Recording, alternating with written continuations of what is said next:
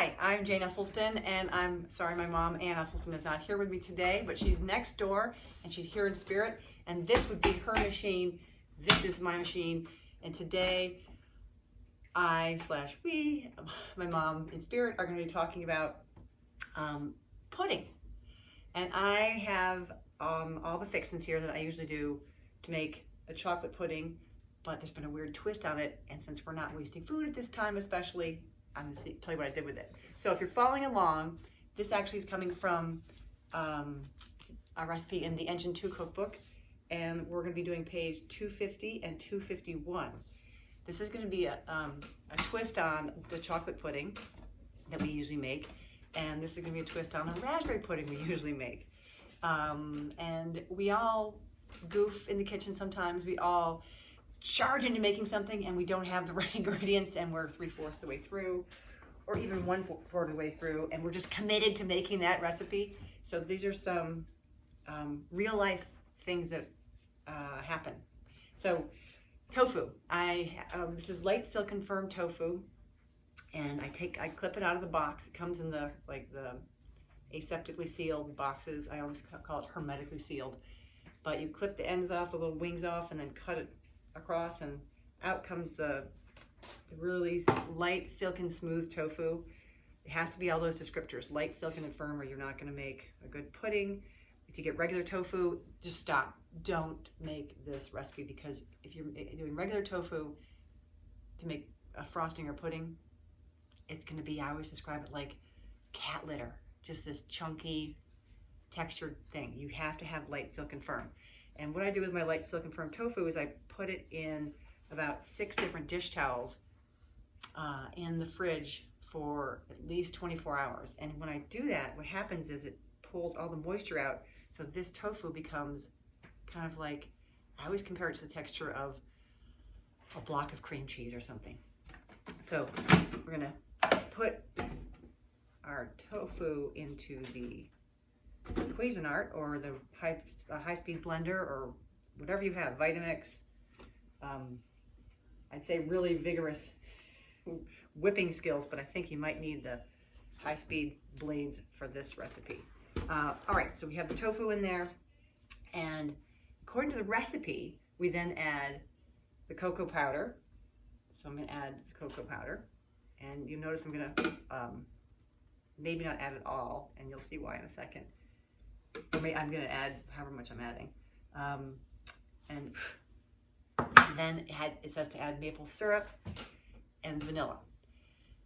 The other day I was making a recipe with some maple syrup, and sometimes I pour a lot of my liquids into the same container. Like if I have, let's say, a half cup of maple syrup, and then I have to put in vanilla and some lemon or some whatever, vinegar, fluid stuff goes all, I just pour it all in the same container, and then I add it to the dry mix.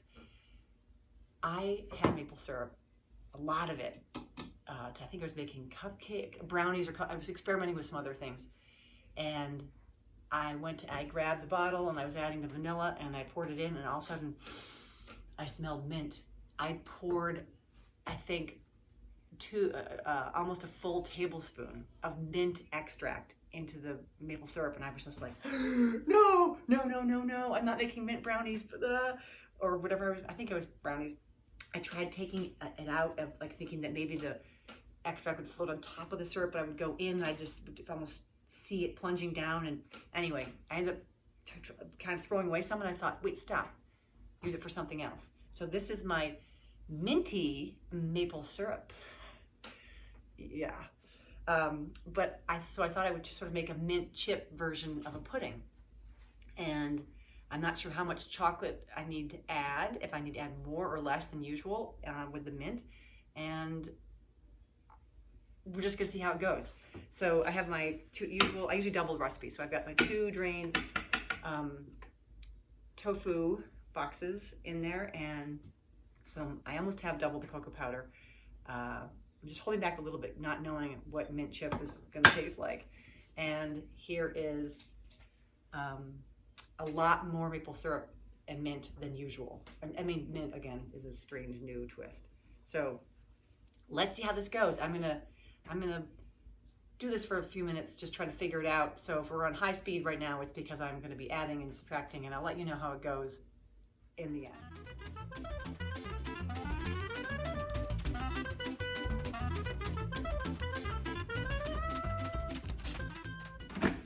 It becomes thick like fudge, and it's all, the chocolate and the tofu are wed. It's not, doesn't taste good because it's not sweet. All right, here goes the addition of the minty sweet part. Fingers crossed.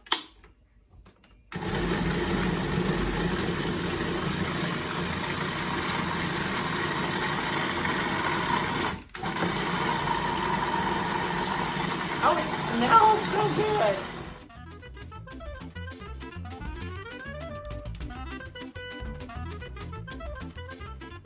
I'm gonna taste this and see how it is.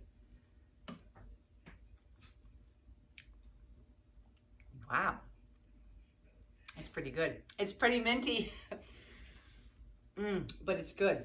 It's good, it's good. I'm gonna actually add a little more cocoa and a little more of everything. All right, a little more of this cocoa.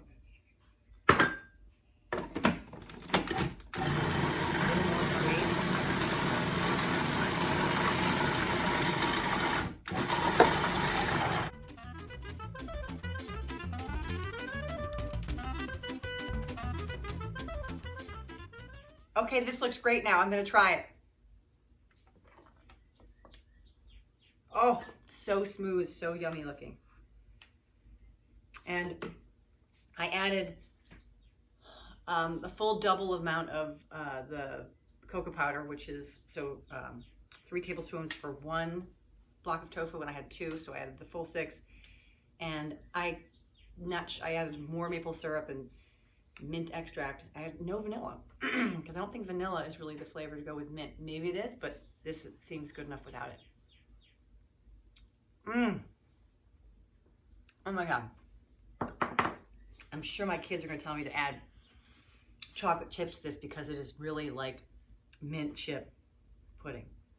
Wow, wow, wow, wow, wow. Okay, before I eat all that, I want to make Anne's, in honor of Anne, of course, the acid queen would want to have something with some citrus in it. So I was going to make a raspberry pudding in honor of her, or sorry, blueberry pudding, and with some lemon. And I went to get all of our frozen blueberries out, and of course we didn't have enough. So you can see how I'm solving that problem. I took the blueberries we did have frozen, and I added some raspberries to equal the full 2 cups that we need. So this is again 2 containers of tofu that have been drained, and I wish I could show you this pile. I mean, there's probably 10, 12 dish towels on the floor that we use to drain the tofu. So now we're going to add the 2 cups of frozen fruit. So this is not going to be a blueberry pudding, but a berry pudding because it has raspberries and frozen blueberries. And what's interesting is I had 2 cups, and then as it started to thaw, it got down less and less and less and less. So I'm going to go with the 2 frozen cups off the bat. And in this, we're also going to be adding 2 tablespoons of lemon, and I'm just going to have that be each side of this lemon, assuming it's roughly a tablespoon there. Is it? Or actually, you know what? We can do it to taste. And if Anne was here, I know we'd be doing more. We're going to just do this.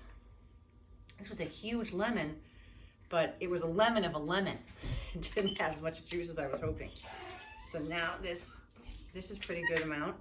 And this next one is, oh, this has got the majority of the juice in it.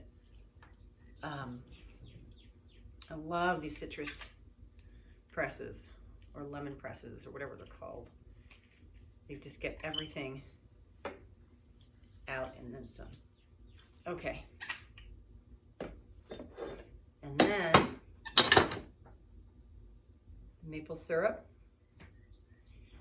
I'm gonna take this wonderful berry pudding over to my parents' house today and offer it up to them.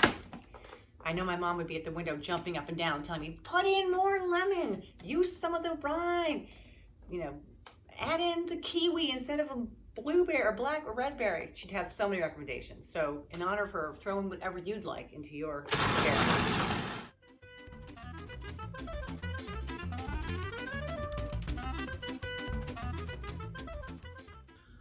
Okay, I am almost done making this for Ann and Essie, and I think I'm gonna do another twist. I think I'm gonna add a little bit of the minty maple syrup to the berries. Don't mint and berries go well together?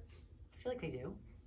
Like you put mint with your raspberries or blueberries, so I'm gonna give that a twist. But in the meantime, I have one of our kids is in the room. I'm gonna have them taste the chocolate mint chip pudding. Tell me what you think. Everyone's gonna wait to hear your response, so just let them, what do you think? Oh, that's really good. Isn't that really good? Tastes like a melted Girl Scout cookie. A melted Girl Scout? Oh, a melted Thin mint Girl Scout cookie? Oh, that's a good, that's a good, what do you want to call it? Good review. I'm gonna add a little bit of the minty maple syrup to this because I want to surprise Ann and Essie.